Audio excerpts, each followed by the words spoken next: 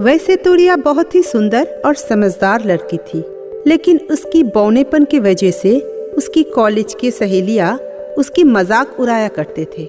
उसके पड़ोस के भी कोई उसे नाटी और बुटकी कहकर चिढ़ाते थे, लेकिन उसकी नरम स्वभाव के कारण पलटकर किसी को भी जवाब देना वो जरूरी नहीं समझती थी। एक बार उसकी कॉलेज के ड्रामे में एक छोटी लड़की की जरूरत थी, तो उसकी सहेलियों ने कहा, यार हमारे ड्रामे में एक लड़की कम पड़ रही है, वो भी बच्चे के कैरेक्टर के लिए।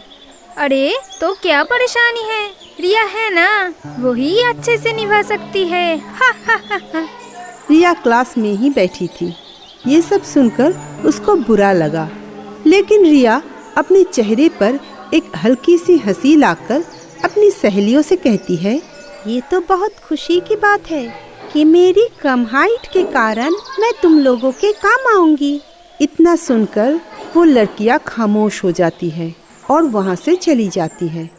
रिया की ये कॉलेज की आखिरी साल था, तो उसके माता पिता उसकी शादी के लिए काफी चिंतित थे। सुनिए जी, बेटी तो अब जवान हो गई है, उसकी कॉलेज भी तो अब खत्म होने को आई। हाँ रिया की माँ, मुझे भी इस बात की चिंता है। मैं तो कब से लड़का ढूंढ रहा हूँ, लेकिन तुम तो जानती ही हो, रिया की कद की वजह से सभी मुकर जाते हैं। पास के कमरे से रिया अपनी माता पिता की सारी बात सुन लेती है। अब रिया को आए दिन लड़के वाले देखने आने लगे, लेकिन जो भी लड़का रिया को देखने आता था वो रिया के बौनेपन के वजह से उसे नापसंद करता था। इस कारण उसके माता पिता बहुत चिंतित रहने लगे। ऐसे ही एक दिन किशोर नाम का एक लड़का उसकी माँ के साथ रिया को देखने आता है।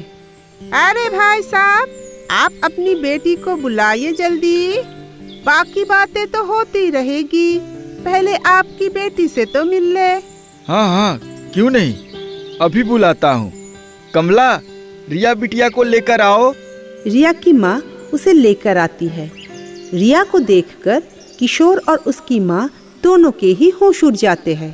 तब किशोर ने कहा, माँ आप मुझे एक कैसी लड़की दिखाने लाई हैं? अरे बेटा चुप हो जा, ऐसे मत बोल। हाँ भाई साहब, आपकी बेटी प्यारी तो है, मगर इसकी हाइट काफी कम है, तो आप लोग हमें माफ कर दीजिए।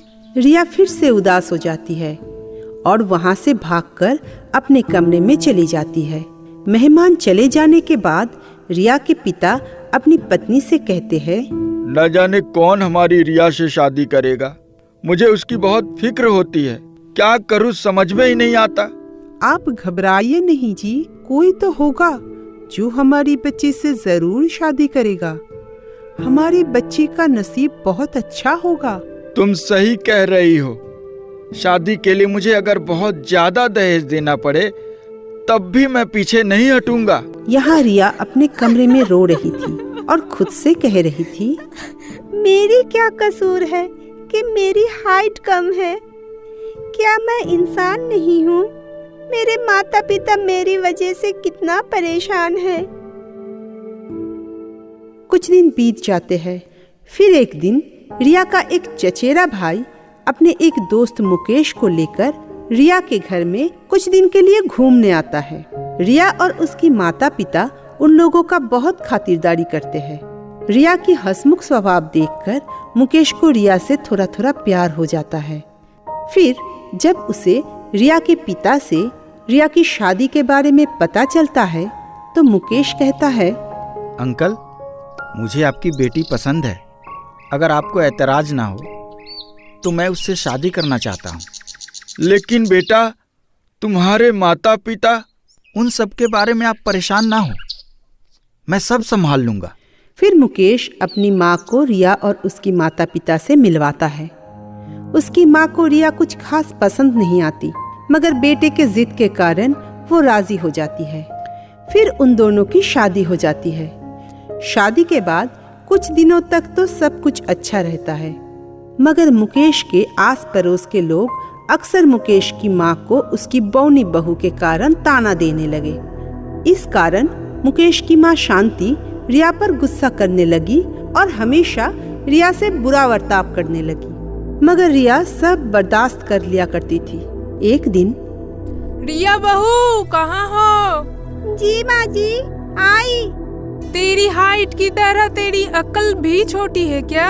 कहाँ था ना दोपहर तक साड़ा कम कर लेना, मगर तुमने नहीं किया। माँ जी माफ कर दीजिए, अभी कर देती हूँ। ऐसे ही दिन बीतते जाते हैं। कुछ दिनों के बाद उसके पड़ोस के शादी में मुकेश के पूरे परिवार को न्योता मिलता है, मगर शांति नहीं चाहती थी कि उसकी बहू इस शादी में जाए। रिया बेटा, आज घर में बहुत काम है, तो तुम रात तक सब काम खत्म कर लेना। मगर माँ, क्या रिया हमारे साथ शादी में नहीं जाएगी? उन लोगों ने रिया को भी आने के लिए बोला है। जरूरी नहीं कि बोलने से ही जाना होगा। लेकिन माँ, रिया मेरी पत्नी है और इस परिवार का सदस्य भी है। उसका पूरा अधिकार है कि वह भी हमारे साथ जाए। जैसे तुम्हारी मर्जी बेटा। शांति वहां से चली जाती है। शाम के वक्त सभी तैयार होकर शादी में जाते हैं। वहां मुकेश अपने कुछ दोस्तों से मिलते हैं। अरे देख, मुकेश अपनी पत्नी को लेकर आया है। अरे मुकेश, तेरी बीबी भीड़ में खो जाएगी, उसको गोद में ले ले।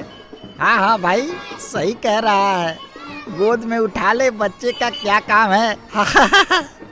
मुकेश को गुस्सा तो बहुत आता है, मगर वो वहां से चला जाता है। वहीं शांति के कुछ रिश्तेदार शांति से कहती है, ये क्या शांति, तुम्हारे इतने सुंदर बेटे की शादी ऐसी लड़की से करवा दिया? इससे अच्छा तो अपने बेटे को कुंवारा ही रखते। ये सब सुनकर शांति की दिमाग और खराब हो जाता है। तभी अचानक शॉर्ट सर्किट के कारण एक चिंगारी से घर में आग लग जाती है। सभी लोग चिल्लाने लगते हैं और घबराकर बाहर की तरफ भागने लगते हैं। सभी लोग जब बाहर निकल आते हैं, तभी दुल्हन की कमरे से दुल्हन की चिल्लाने की आवाज आती है। सारे लोग परेशान हो जाते हैं।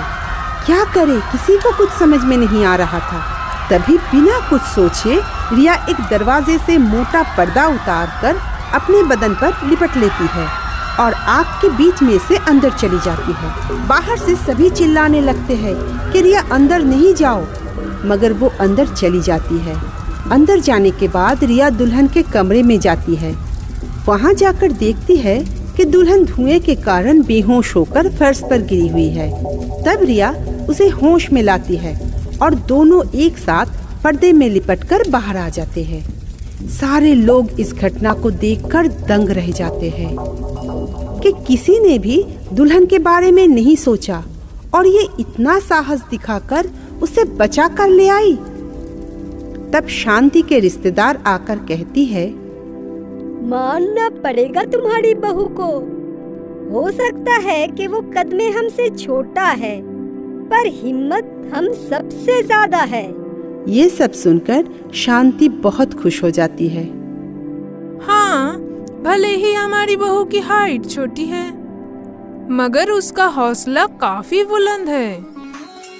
मुकेश भी काफी खुश होता है।